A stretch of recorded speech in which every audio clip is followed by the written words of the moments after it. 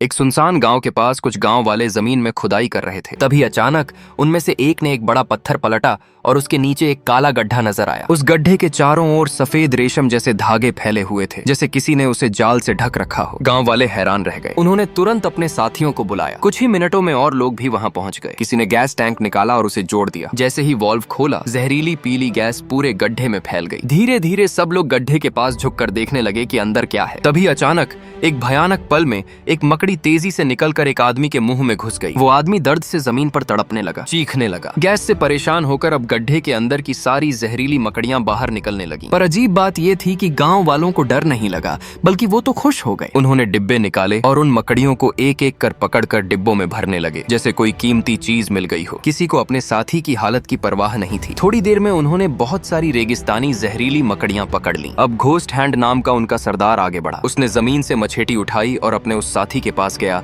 जो अब भी दर्द से तड़प रहा था। बिना एक पल सोचे उसने उसे मार दिया ताकि जहर फैलने से बिफोर उसका अंत हो जाए। कुछ दिनों बाद उन जहरीली मकड़ियों को गुप्त रास्तों से अलग अलग देशों में बहुत ऊंचे दामों पर बेचा गया। ये मकड़ियां पेट लवर्स यानी खतरनाक जानवर पालने वालों के लिए किसी खजाने से कम नहीं थी। अब कहानी में आता है एक सफेद बालों वाला आदमी जिसने पहली नजर में ही एक विशाल मादा जहरीली मकड़ी को पसंद कर लिया। उसने 1,50,000 रुपए देकर उसे खरीद लिया और घर ले आया जैसे कोई अनमोल चीज मिली हो। उसके कमरे में पहले से ही कई खतरनाक जीव थे, बड़े बिच्छू, जहरीले सेंटीपीड, विशाल टिड्डियां, यहाँ तक कि जहरीले मेंढक और कॉकरोच तक। उसका कमरा किसी 5 जहरों के भंडार जैसा लग रहा था। अब बस उसी में एक जहरीली मकड़ी की कमी थी। वो आदमी उस मकड़ी को बड़े प्यार से देख रहा था। उसे उसने नाम दिया सेकंड वाइफ बेबी। उसने एक जूते का डिब्बा लिया, उसके अंदर मोटी टॉयलेट पेपर की परत बिछाई और उस मकड़ी को उसमें रहने के लिए रख दिया। ढक्कन बंद करने से पहले उसने मकड़ी को प्यार से चूमा और बोला, शाम को लौटकर मैं तुम्हारे लिए एक प्रेसिडेंट सूट तैयार करूंगा। इतना कहकर वो बाहर अपने दोस्तों के साथ डांस करने चला गया। लेकिन उसे ये नहीं पता था कि उसके इस काम की वजह से पूरी बिल्डिंग के लोगों की जान खतरे में पड़ने वाली थी। जैसे ही वो बाहर गया,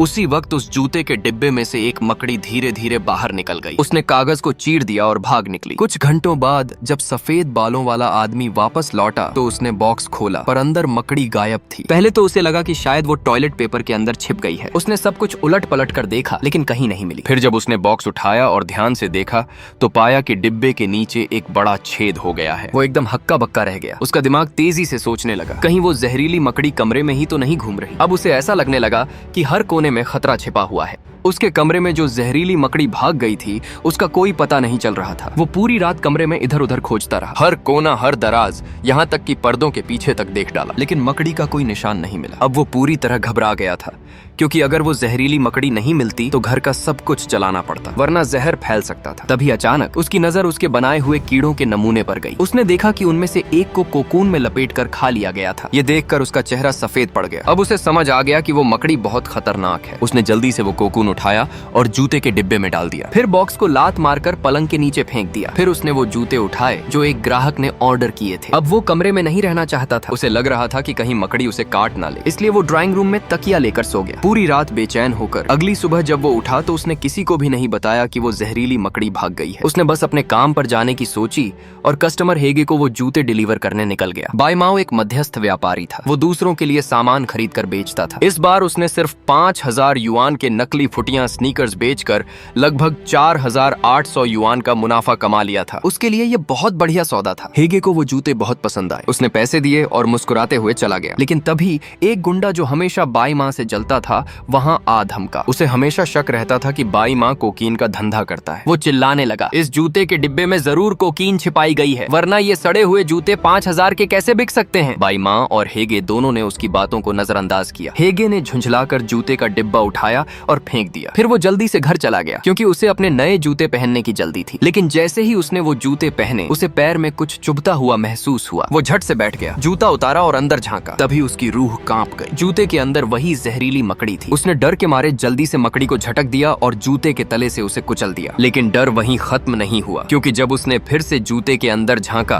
तो देखा कि वहां से छोटी छोटी मकड़ियों का झुंड बाहर निकल रहा था। असल में वो जहरीली मकड़ी मादा थी और उसने जूते के अंदर ही अंडे दे दिए थे। अब सैकड़ों छोटी मकड़ियां उसके पैरों पर चढ़ने लगी, पूरे शरीर पर फैल गईं। कुछ ही सेकंड में उसने दर्द से चीखना शुरू कर दिया। जहर उसके शरीर में फैलने लगा, आंखों से पीले आंसू बहने लगे। हेगे के पालतू कुत्ते वांगकाई ने ये देखा, लेकिन वो कुछ कर नहीं सका। सका। वो मकड़ियों को भौंक भौंक कर डराने लगा, लेकिन बहुत देर हो चुकी थी। जहर ने हेगे के दिमाग तक असर कर दिया। उसकी नजर धुंधली पड़ गई। वो किसी तरह रेंगता हुआ दरवाजे तक पहुंचा, मदद के लिए चिल्लाया, लेकिन गिरते ही वहीं दम तोड़ दिया। कुत्ता वांगकाई लगातार भौंकता रहा, दरवाजे पर पंजे मारता रहा। शोर सुनकर पड़ोसी और बाई माओ भी वहां पहुंचे। बाई माओ ने दरवाजा खटखटाया, जोर से आवाजें दी, पर अंदर से कोई जवाब नहीं आया। जब काफी देर तक कोई जवाब नहीं आया तो लोगों ने दरवाजा तोड़ने का फैसला किया। जैसे ही उन्होंने जोर लगाकर दरवाजा खोला, सामने जो नजारा था उसने सबको सन्न कर दिया। अंदर हेगे की लाश पड़ी थी। उसका शरीर सूज चुका था और आंखों से पीला तरल बह रहा था। कुछ ही मिनटों में कि उसका ढक्कन नीचे गिर पड़ा। लड़की ने सोचा ढक्कन ढीला है। वो आराम से हाथ धोने लगी, लेकिन तभी सैकड़ों मकड़ियां उस पाइप से निकलकर बाथरूम में फैल गईं। वो कुछ समझ पाती इससे पहले ही उसका पैर फिसला और वो बाथटब में गिर पड़ी। जब उसने तौलिया उठाया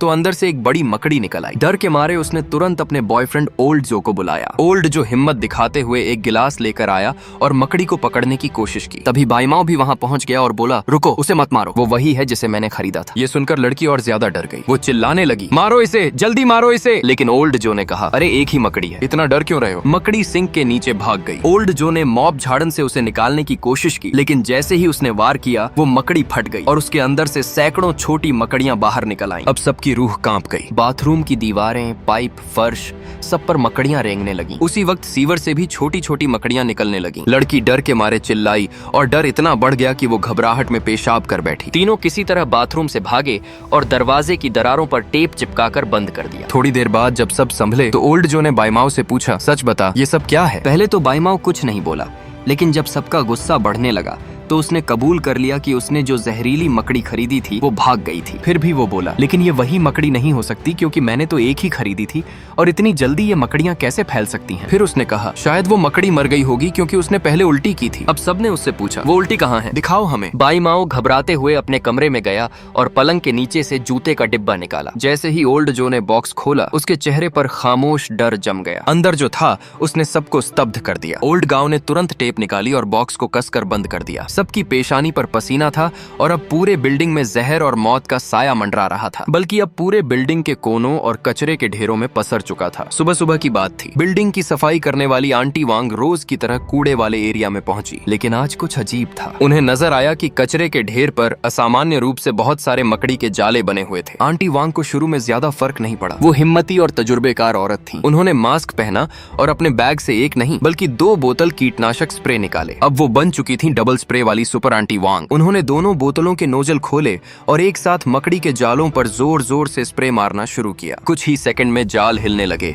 और सैकड़ों मकड़ियां नीचे गिरकर तड़पने लगीं। आंटी वांग ने एक मकड़ी को उठाकर देखा। वो इतनी बड़ी थी कि उसने कहा, अरे ये तो उस बालों वाले केकड़े से भी बड़ी है जो मैंने पिछली बार खाया था। लेकिन ये तो बस शुरुआत थी। जैसे ही उन्होंने नजर उठाई तो देखा कि पूरे गलियारे की छत पर भी जाले फैले हुए थे। बिना डरे उन्होंने सीढ़ी लगाई और ऊपर का सीलिंग बोर्ड उठा दिया ताकि अंदर देख सके। जैसे ही वो अंदर झांकी, उनकी आंखें खुली की खुली रह गईं। पूरा सीलिंग हिस्सा एक मकड़ी के घोंसले में बदल चुका था। दीवारों से लेकर पाइप तक हर जगह सफेद सफेद रेशमी धागे लटक रहे थे। अब अगर कोई आम इंसान होता तो डर के मारे भाग जाता, लेकिन ये आंटी वांग थी। उन्होंने फिर से मास्क ठीक किया, स्प्रे बोतलें पकड़ी और बोली, आओ बेटा, अब देखो कौन किसे पकड़ता है। वो दौड़ते हुए गलियारे में पहुंची, दोनों बोतलों को जोर से हिलाया और पूरे जोश से छत की तरफ स्प्रे करना